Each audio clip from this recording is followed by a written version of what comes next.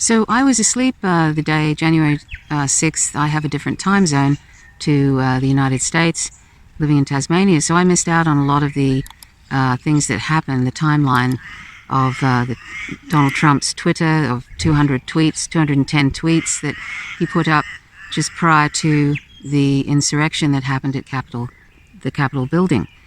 And you can, there are sort of people, some people might call it a coup. Sorry, there's a little cat on my lap. Some people might call it a coup. It was a very poorly attempted coup, but you could say that it, was a coup, and that it looks very much just going by what Donald Trump said in his tweets, in that 210 tweets that have since been taken down by Twitter, Silicon Valley deciding to censor as usual. You could say that there was an incitement to insurrection in that, and that he is probably going to face, if there's any justice, Donald Trump is going to face federal charges after the January 20th when he leaves. He should, face federal charges of incitement to insurrection and also sedition. Now, I haven't been able to get a hold of these tweets. I didn't see it happening at the time, and I was fortunate enough to listen to the Empire Files podcast. They've got a little podcast they've started on Patreon. It's viewer funded, and it's behind a paywall. And I invite you to join Empire Files on Patreon and support this amazing program by Abby Martin and Mike Preisner. And so they did their first podcast today, which was about this sort of insurrection, which actually they lay out how it was an inside job, that it required the complicity of numerous levels, including Donald Trump, to actually let this happen. For example, the day of this insurrection, there was many thousands of people many are QAnoners, and that's another important aspect of this. Because QAnon, the followers of Q, it's a cult, and Donald Trump tapped into that. Whether he was part of that, as part of a sort of a psyops, who knows? But he tapped into that energy and became like a cult leader. Whatever he has said, or whatever he says, all these different followers of Q and Donald Trump, and they're closely together, they decided, well, whatever he says must be true. And that's unfortunately how cults go. You have charismatic leaders who will say kind of ridiculous things, and people just believe it. And some have suggested that, the US is entering the Weimar era. Somebody I watched on Democracy Now! Was stating that, and sort of gave the equivalence of what happens, prior to these sorts of movements, these fascistic movements taking over, and gave examples of Chile and the like. And Nathan Robinson, who I think writes for Current Affairs, I haven't seen his essay, but he talks about, and this, as Abby Martin said, this might be a bit of hyperbole, but he talks about the event where I think it was Hitler and a few other, and a group of his followers, kind of brown shirt-like people, did a putsch, a P-U-T-C-H, I think it was, where they surrounded some sort of beer hall where there were leaders there. It failed badly, and Hitler went to prison for about 9 months. But then, 10 years later, look what happened. Oversaw, the 6 million Jews that were exterminated, in quotes. And, there were gay people, all sorts of different minority groups were involved in that Holocaust, were involved as victims of that Holocaust. So these things can start off badly and poorly, like this putsch that happened, where Hitler was involved in that. I'm not comparing Trump to Hitler, but these sort of things can start that way. And when you have, like, for example, I've mentioned this before, in the United States, you have a duopoly, two main parties that really work in tandem to keep the public under control, to keep them sort of poor, to keep them struggling so that they're not paying attention to what the kleptocracy is doing. The Democratic Party is as responsible as the GOP for this insurrection and anything that follows. It's responsible for it because when you abandon the public, as the GOP has done, as the Democratic Party have done, when you abandon them and you don't give them Medicare for all in a pandemic, even when there's incredible social inequality and injustice, it's going to end up with a Weimar era type situation, which is happening now in the United States, where you see the rise of, real fascism. Of course, the US has had the 14 defining characteristics of fascism for some time, but now we're actually seeing those seeds starting to blossom. And if people think that censoring Donald Trump on Twitter and Facebook and Parler and all of that, if they think that that's going to stop what is in motion now, then they're going to be sadly mistaken, because this is just the beginning of a real fascistic movement. And as I've mentioned in another video, it only takes a competent fascist to harness the energy of Q, the followers of QAnon, and it only takes a competent fascist to harness what was in the Capitol building, even though it was very poorly executed. But those people that went to that Capitol building, the 10,000 or whatever, 10 to 15,000 people, they had the help of Donald Trump and the help of basically, there was a whole bunch of Capitol Police were missing that day. 4/5 of the Capitol Police that are normally in that building were missing that day for some reason. As Michael Moore pointed out, it was eerily quiet when people turned up that day. And as has been pointed out in this podcast of Empire Files, you can't get within a cooey, basically, of the Capitol building without there being feds on your tail. If you're not dressed in a suit, or if you have a backpack or whatever, you'll have people following you. There is a massive amount of surveillance of that area. So this was an inside job. There's a lot of different things that are spoken about in this podcast of Empire Files about this and why it was an inside job, so I invite you to check it out.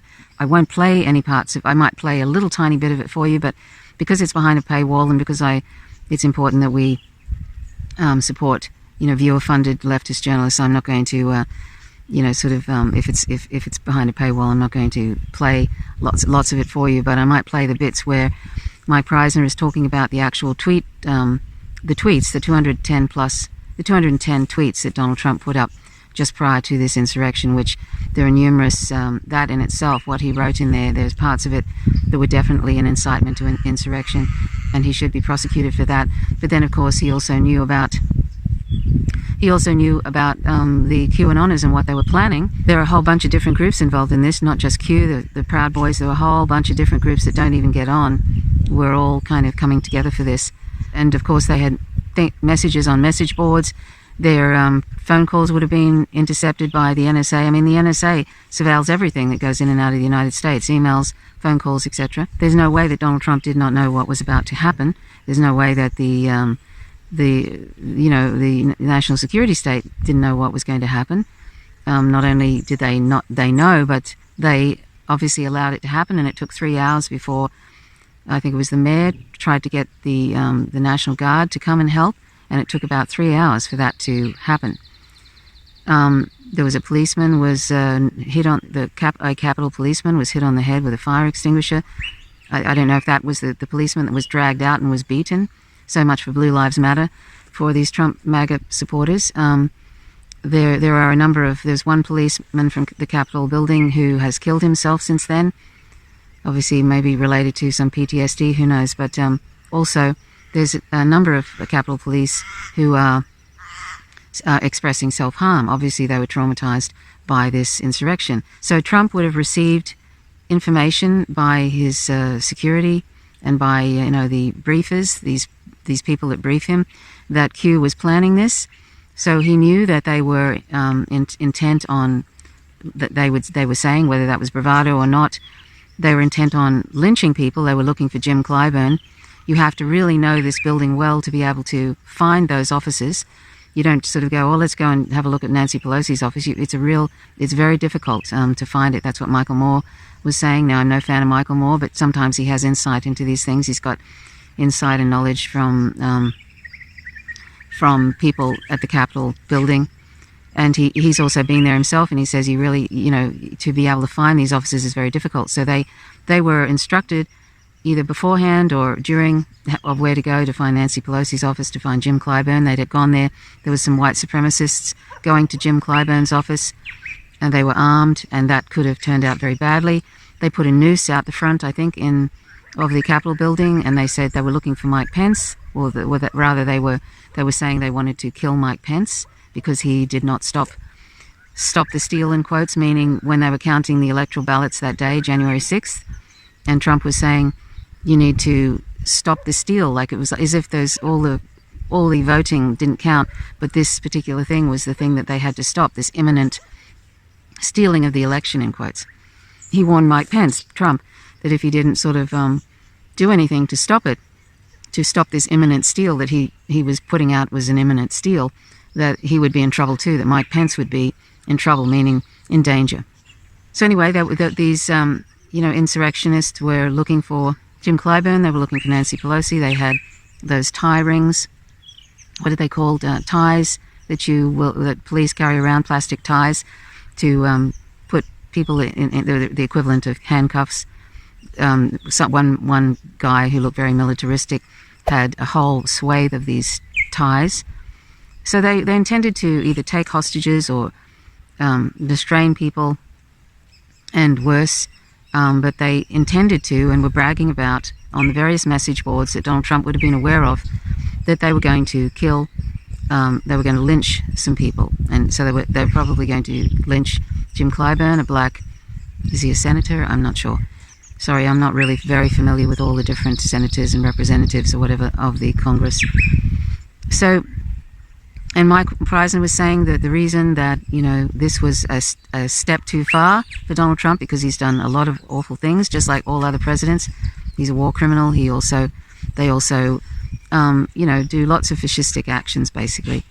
And Donald Trump has, he continued the genocide in Yemen. He's nepotism with, profiting from the presidency, which a lot of presidents seem to do after the fact, but he was doing it during it. There's a whole bunch of things, but Donald Trump then, he knew obviously about, he'd been briefed about these different Q people and Proud Boys and whoever else was involved, the many, many different groups that all came together for this insurrection. He knew about that, so he knew that these different people had, these different groups that were coming together for this insurrection were intending to lynch people, basically. So that's another thing, apart from the fact that his tweeting, all those tweets that he put prior to the insurrection, which actually incited it, that in itself is a crime. And then his knowledge about these crimes that were intended to take place and not doing anything about it, that is also a crime. And as I mentioned, there was about 4/5 of the police force of the Capitol building were missing that day. So it'd be interesting to know who organized this. And by the way, it's I'd be very surprised if he's actually prosecuted for this. He should be. There's other things that he's done, but even just the tweets themselves, the incitement to insurrection, is a crime. So it'll be interesting to see if Donald Trump is actually arrested and prosecuted for this. There's a lot of these insurrectionists. There was quite a number of them were quite well off and were staying at very fancy hotels and having cigars after the fact. Have they been arrested? No. There's, I think, 12 or 13 policemen or policewomen who were, I don't know if I think they've been put on leave. They actually helped incite an insurrection, and some were taking selfies with the insurrectionists and showing them the way and stuff like that. There's a whole lot of different things about this that kind of stink, you know what I'm saying, and indicate that it was an inside job, not just on the level of of the police, but much higher up than that. And Trump was even, I think, trying to get the military involved and the National Guard involved in this. It was definitely an attempted coup, a very poor one, because I thought there would have been a lot more damage than what took place. A lot more damage, and I thought there would have been a lot more bloodshed as well. So that was interesting. So apparently these 2,000 Capitol Police that didn't show up for work that day, the January 6th, were told to stay home. Now, even just that in itself, if there is no recourse for this, if there are no consequences to these people that have organized this, then there will be more of it. That's where, you hear this from different people from Congress saying, if there are no consequences to this, then it's going to happen again. Well, absolutely, that's one thing they're right about. And so if it's been enabled on multiple levels from at the very basic Capitol Police, and 2,000 of them staying at home. They're not reserve police. 2,300 police actually surveil that area and are security for that area. So if 2,000 of them stayed home that day, were told to stay home, well then who told them to stay home? Why haven't they been arrested? Because that's part of an inside job that actually goes right up to Donald Trump. I mean, Congress had sent their staffers home that day because they knew this giant rally was going to happen. So if there was so much knowledge about this going to take place, why was it like that? Why were the police sent home and all of that sort of thing? It's really amazing. It's kind of like, this is going to be one of those things where just like 9/11, where there was this really shonky report brought out which ignored a whole bunch of things. I can see that happening with this. This is going to be the same in some ways. It may not be. It depends. But I don't think I followed through on the comment I was making that this incident at the Capitol building, Biden said that it made democracy look weak. Well, firstly, it isn't a democracy in the United States. It's a failed state, and also it's an oligarchy. But let's just put that aside for a moment, and just say that it made it. If this was going on in the Capitol building, the center of power, then yes, it made the whole system look shaky. And it's very important for the capitalist class to keep everybody thinking that capitalism and all of that associated with it is stable. And Donald Trump went a step too far, and this is something that Abby and Mike was saying in this podcast. It went a step too far in that he made the actual center of power, the Capitol building, and all of that. He made the capitalist class and capitalism look shaky. I think that's what they were saying. Hopefully I didn't misconstrue that. And that is a step too far. Like, you can do all these other things that are kind of fascistic, and you can continue on with imperialism, but when you're threatening to expose and basically threatening to, or making, the capitalist class and capitalism look shaky and the center of power look shaky, that's when those people will all band together to get rid of you. The capitalist class will band together and get rid of you. That's like a no-no. And Mike Preisner talks about how incredible the security is around that building normally. He said, when he did a march with 100,000 people in 2007, and he said the minute they decided to turn and go towards the Capitol building, suddenly they were basically headed off by a real, onslaught of security and police and whatever. I mean, they will not allow people to threaten that center of power, that building. And, he said there were lots of helicopters and all of that. There wasn't one helicopter that day on January 6th, not one. And I was amazed when I watched Status Coup, the film of that, and I saw all these people just hanging out on the steps there, hundreds of them on the Capitol building steps. And I thought, where is the National Guard? Like, how is this even possible? Where are the helicopters? Truly amazing. Not one, I didn't see one tear gas canister. So it was truly remarkable. I was amazed. And on top of that, any march in DC, apparently, the government's monitoring all of that, all of the communications and everything. They know exactly what's happening. They have the NSA, they have the FBI, they have complete monitoring of all the communications, so they know exactly what's about to happen. And so in this podcast, they were saying that, there's a few things, the ways you could look at it.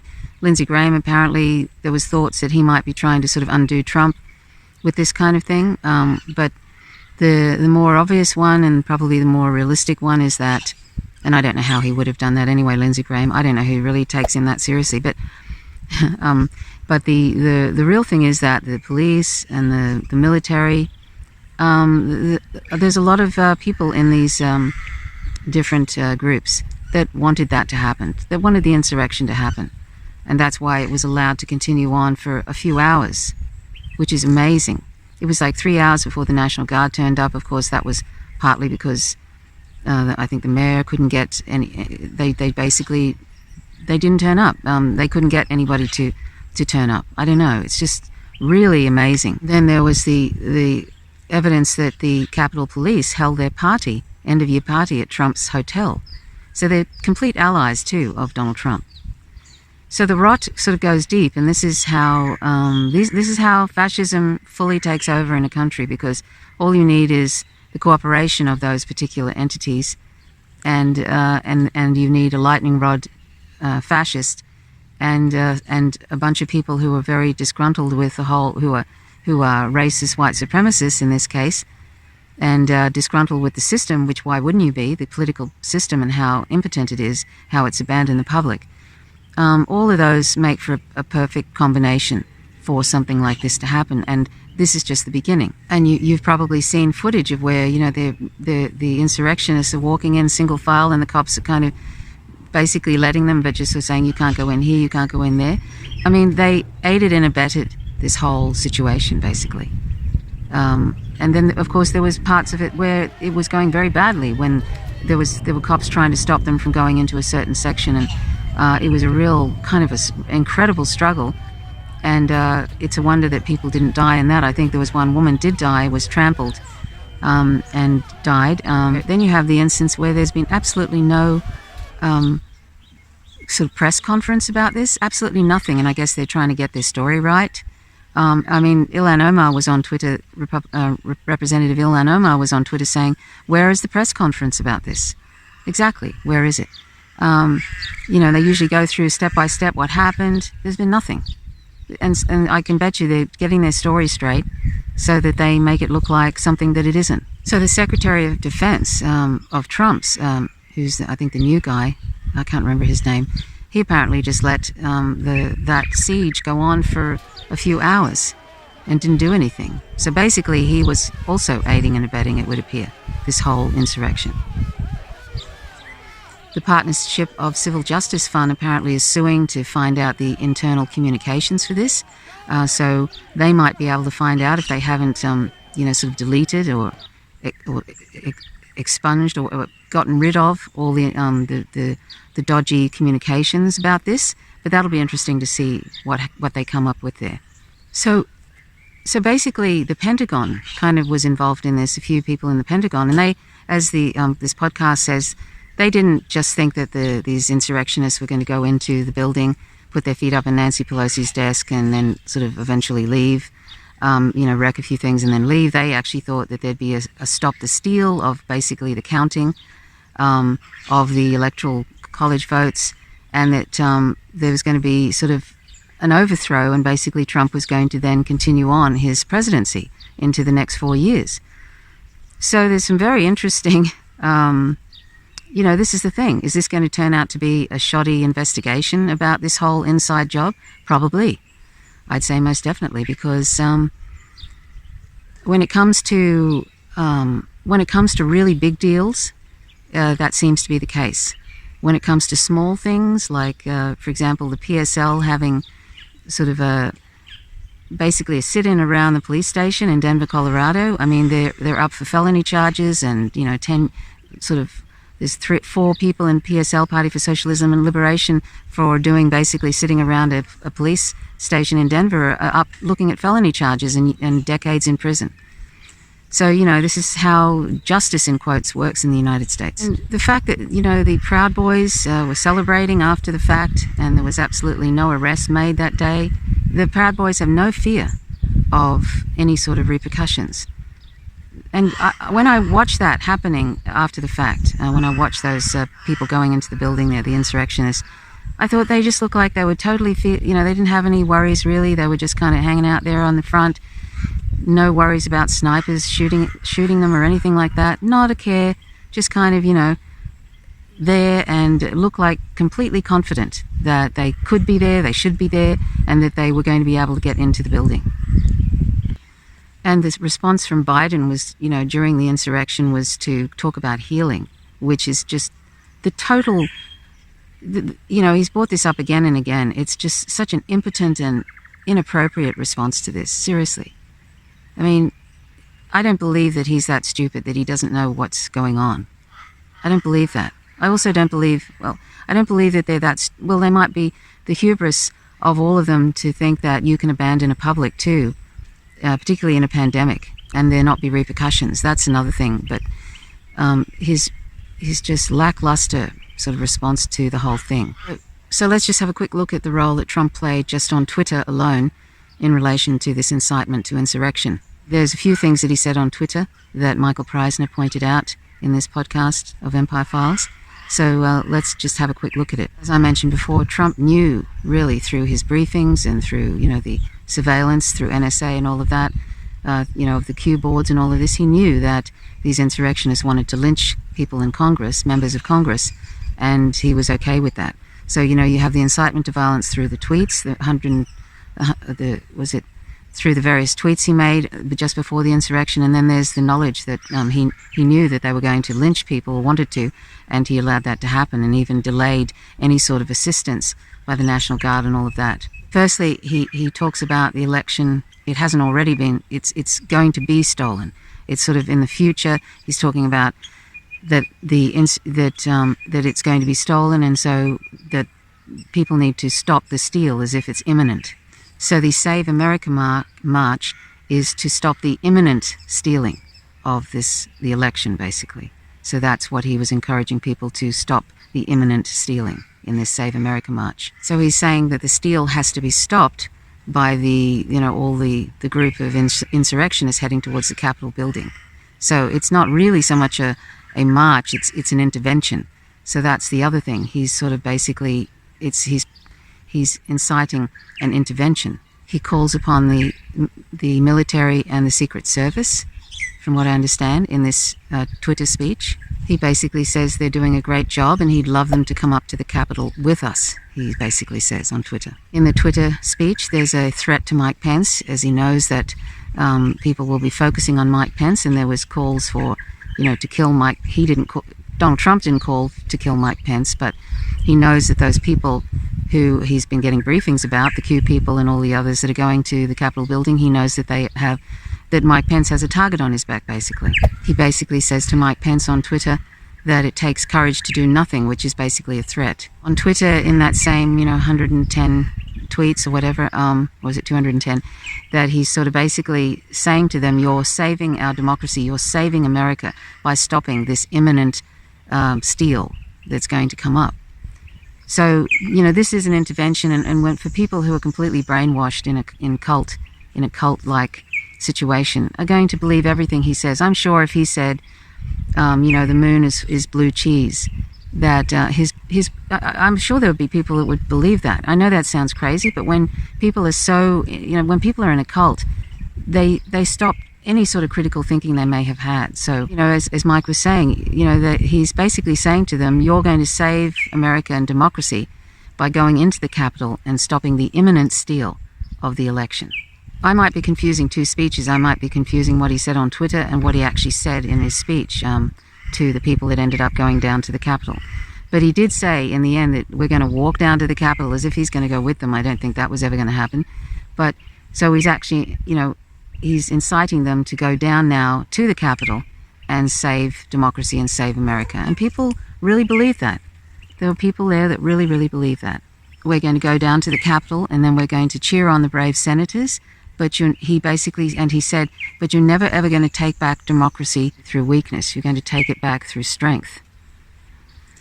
So, that's a real problematic statement right there. So he said, you're not going to take back democracy through weakness. You're going to take it back through strength. So he's sort of talking it's a future thing that's going to happen. So, he could do that whole plausible deniability, and he's trying to do that, Donald Trump, about his speech. And I'm not sure if that was, I still can't find the actual what he said on Twitter, because Twitter is now, his account is suspended, and I've searched online, so I can't see all the different tweets he made just before this insurrection. But so I'm not sure if he's saying some of this in his speech actually when he's talking to people just prior to them leaving to go to the Capitol building, or whether he said it on Twitter. But from those words, he can deny that he was meaning that, but there was some explicit things in there that are inciting people to go down and stop something that is taking place, and doing it through strength. Now, he could say, I just meant through strength of will and all this sort of thing, and he might get away with it. Who knows? I mean, I don't believe there's any justice in that country when it comes to the oligarchy, when it comes to the political class, the capitalist class. I don't. So he might get away with all of that, but it's pretty clear, I think, what he was meaning by that. And I think Rudy Giuliani knew exactly what was happening as well. And this next thing he said about Congress people are going to find out that opposing me is like, basically, you're going to find out that opposing me is, basically not a good thing. I mean, that's a threat there. If you oppose me, you're going to find out, meaning you're going to pay for opposing me. I mean, these are real fascist kind of statements. I mean, I don't know if he's completely unhinged, or he knows what he's doing, or it's a bit of both. It's probably a bit of both. I'm sure he knows what he's doing, but I mean, what I mean is, like, these are sort of really unhinged, and the fact that he can do all of this and say all of this and thinks that there's going to be no repercussions, and there may not be. And if there are not repercussions for this, if there's no accountability for this kind of thing, then it is going to happen again. I mean, it's probably going to happen again anyway, particularly up to this point of the 20th, up to the 20th of January and beyond, but it's definitely going to happen beyond as well. And the fact that if he gets away with this, if he isn't brought up on federal charges of incitement to insurrection and sedition and all of that, then, well, the next fascist, the competent fascist that comes in 2024 is going to think, well, look, he got away with that. So he'll whoever that competent fascist is going to garner more and more followers, harness that hatred and the contempt for, the so-called radical left, which basically Donald Trump has lumped everybody, including Joe Biden, Kamala Harris, and all those neocons and neoliberals and warmongers, in with the actual left, anti-imperialists left. It's just ridiculous. But he's lumped them all in together. Somebody, this next competent fascist in 2024 is going to harness all of that, and they'll think, well, Donald Trump got away with it, pretty much. So, and all those people that followed him went into the Capitol building and hardly anybody was arrested, and police were put on leave for a little while or whatever and came back. There's no repercussions, really. And Abby Martin was saying how that woman who was killed, who was actually shot by the police, actually really believed that the storm was coming. She had it on her social media. I think her name was Ashley Babbitt. She was shot in the chest or in the neck and bled to death immediately and died. She was also in the military. I think she was in the Air Force. So, she totally believed in this, and, that was one of her last posts, the storm is coming or whatever, meaning this January the 5th. Yeah, January the 6th. And according to Democracy Now!, there was one woman, she's a part of a PSYOPs group, as in a military PSYOPs group. Authorities have also expressed concern about the number of active duty soldiers and veterans, as well as police officers, who took part in the insurrection last week. Commanders at Fort Bragg are investigating the role of a PSYOPs Army captain, that's a psychological operations Army captain, who led a group from North Carolina to D.C. last week to rally for President Trump. Meanwhile, 2 Capitol Hill police officers have been suspended, and at least a dozen others are under investigation for aiding the attack that left 5 people dead, including a Capitol Hill police officer who supported Donald Trump. So she was involved in this sort of military component of this as well. So, there's some very, very disturbing factors in this. And of course, what's very sad is how many of these people were completely brainwashed, thinking that they were actually going to save democracy, save America. It's so sad. That's where Chris Hedges comes in, and he says, and I've said this too, that, these people, particularly also, and not just these people, but people that are, caught up in the Christian fascist element, they need to be brought back into the community instead of being these fringes. And the way to do that, of course, is going to take a lot more than this to end the sort of white supremacist patriarchal fervor.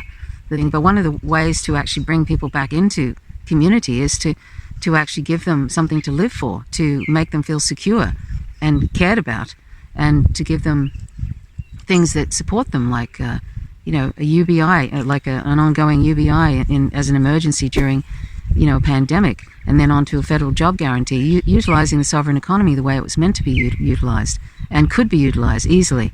It's the political will that is completely lacking. And giving them Medicare for all, not just in a pandemic, but ongoing. All these things, if that society in the United States, if it wasn't a failed state, if they were actually being looked after as they should be, as public servants are supposed to, they're public servants in the United States, the Congress, that's what they are. They're not political celebrities, they're public servants. They're supposed to be there to represent the public and support the public, and they're not doing that. And this is one of the main reasons why it's such a mess there. And it's becoming a mess in other countries, because we have impotent and corrupt people that get into power and then just satisfy themselves and their own greed, and basically abandon the public. And as Chris Hedges said, and I mentioned in various videos, until the duopoly sort themselves out, until that is gotten rid of, basically. And there's some real sort of democracy with different, parties, paper ballots and all of that, but transparent elections and all that kind of thing, and a real grassroots, most importantly, a real grassroots movement that is pushing for those things and is actually pushing for equality, and also ending this dreadful capitalist death machine, and ending imperialism. All those different factors, it can only really be done through a non-violent grassroots movement outside of the duopoly. And that's one of the main things that we all need to be involved in, to be able to stop this sort of fascism taking hold.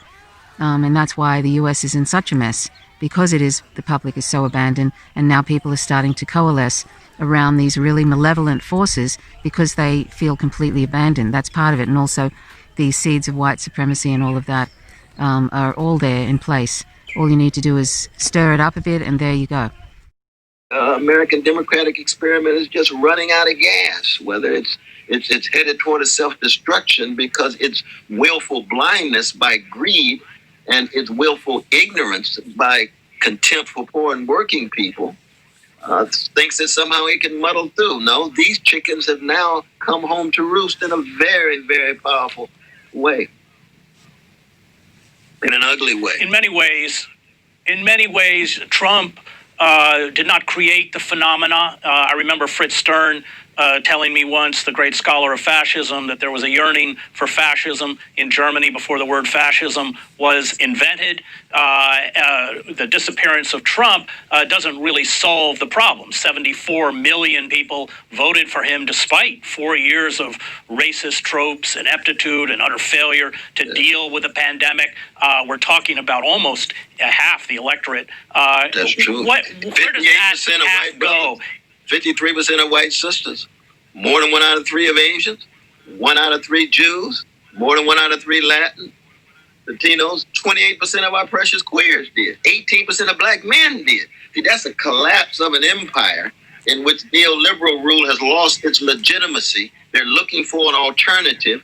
Bernie Sanders gets crushed by the neoliberal centrists of Obama and Biden and Pelosi and others, and people's frustrations, their desperations, then get filtered in a neo-fascist way. In some ways, October 1922 is also worth taking a look at. And that march from Naples to Rome of Mussolini. What did he say? We need a myth. We need illusion. Forget about truth. Forget about facts. And this is the way you do it. A strong man can do it. Democracy might look good in theory. It is always a failure. It's only by means of a strong man mobilizing his own populace and militia and so forth and so on. And then, as you know, the capitulation of the king, and the next thing, in a matter of 10 days, he's now the ruler of Italy. And of course, the Churchill, the Thomas Edisons, and others are saying that even Freud himself calls him the great hero of culture. He was very popular in the 1920s in the West. In many ways, the disappearance of Trump and the rise of a figure like Tom Cotton, maybe Mike Pompeo, or maybe someone we don't know, is more dangerous because they would be competent as a fascist. Trump has no attention span, no organizational ability. If Biden continues to essentially do a reset of the Clinton-Obama years, what do you expect to see in the United States? I expect to see a slide down a slippery slope to increased repression, increased social misery, increased not just polarization, but gangsterization. And that's a very sad prospect for the American empire and democratic possibilities. Anyway, so I'll let you have a listen to this. You'll have to join Patreon and support Empire Files to be able to listen to these podcasts, and I would highly recommend it.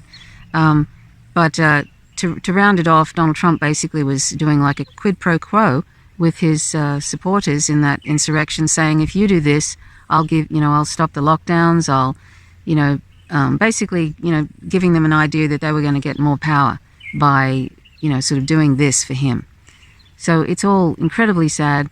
And as I said, something has to be done in a nonviolent grassroots movement to circumvent this duopoly and actually have a people's movement that is against fascism, an anti-fascist movement and also to push for things that are going to make for a equal and equitable and socially equal society where people feel like they're being cared for, where people feel like they're being supported as they should be, and when there's some actual justice in that society, that's when these kinds of forces, these fascistic forces, will lose their power. But without justice, without support for the public, this is how the Weimar era, one of the reasons the Weimar era happened, and then you get people like Hitler coming to power.